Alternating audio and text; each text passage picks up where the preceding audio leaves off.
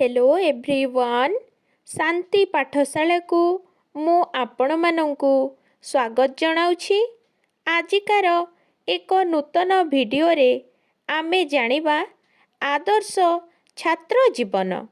जदि एबे पर्यंत चैनल को सब्सक्राइब करि नाहंती तेबे सर्वप्रथमे सब्सक्राइब करि नियंतु एवं पाखरे थिबा बेल आइकन टिको प्रेस करि दियंतु।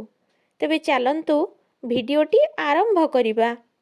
विश्वरे सकल प्राणी मानंक मध्यरे मनुष्य हेउछि सर्वश्रेष्ठ प्राणी। मनुष्य जीवन मध्यरे छात्र जीवन सर्वोत्कृष्ट समय। एही समय रे जणे चेष्टा कले आदर्श छात्र होई पारे। आदर्श छात्र हेबारे शिक्षकंक दान अतुलनीय होइथाए, कारण से अज्ञान रूपक अंधकार को दूर करी ज्ञान रूपक आलोक प्रदान करती। आदर्श छात्र हेबा पाई बहु साधनार आवश्यकता रहिछि। आजिर छात्र आगामी कालीर सुनागरिक। अतएव से चरित्रवान, श्रृंखल, उद्यमी और मितव्ययी हेबा वांछनीय। आदर्श छात्र सर्वदा शिक्षकंक कथा मानि चले। आदर्श शिक्षकर आवश्यकता मध्य रहिछि, कारण द्रोणंक परी आदर्श गुरु लाभ करी अर्जुन आदर्श छात्र रे परिणत होई जस ओ पौरुषर अधिकारी होई पारिथिले। छात्र गुरुंक आदर्श रे अनुप्राणित होई प्रगतिर उच्च शिखर रे उपनीत हेबारे सफल हुए। दैनंदिन कर्मरे संयत ओ श्रृंखलित हेबा छात्रर परम कर्तव्य।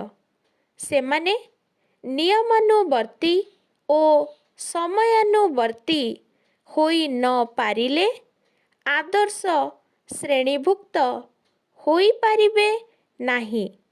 तेणु छात्र अवस्थारे कुपथगामी न होई श्रृंखला को निजर साथी करिनेबा उचित।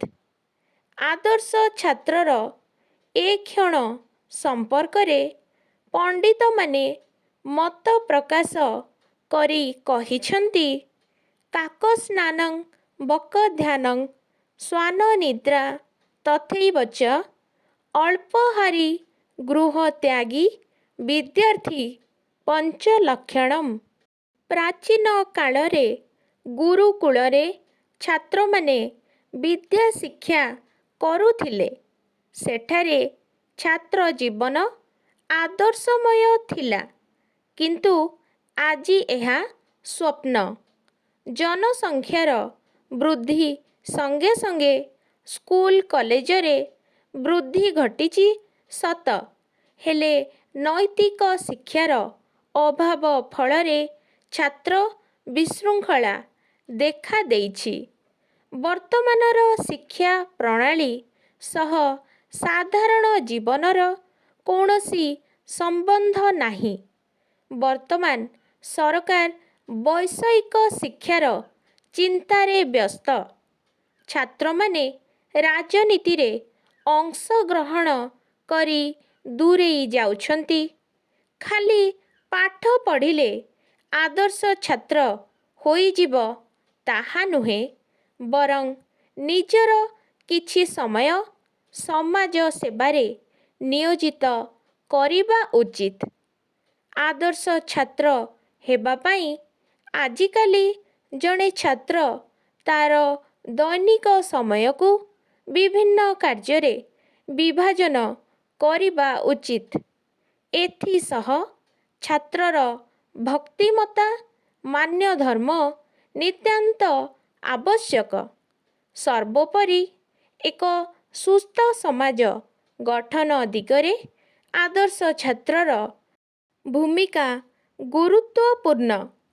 ଆଦର୍ଶ ଛାତ୍ର ହିଁ ଦେଶର ଉନ୍ନତିର ସହାୟକ। ଆମ ଦେଶ କୁସଂସ୍କାର ପୂର୍ଣ୍ଣ। ଏଣୁ ଛାତ୍ରଛାତ୍ରୀ ଆଦର୍ଶବାଦୀ ହୋଇ ସମାଜକୁ କୁସଂସ୍କାର ଦୂର କରି ବିଜ୍ଞାନର ବାର୍ତ୍ତା ପ୍ରଚାର କରିବା ଉଚିତ।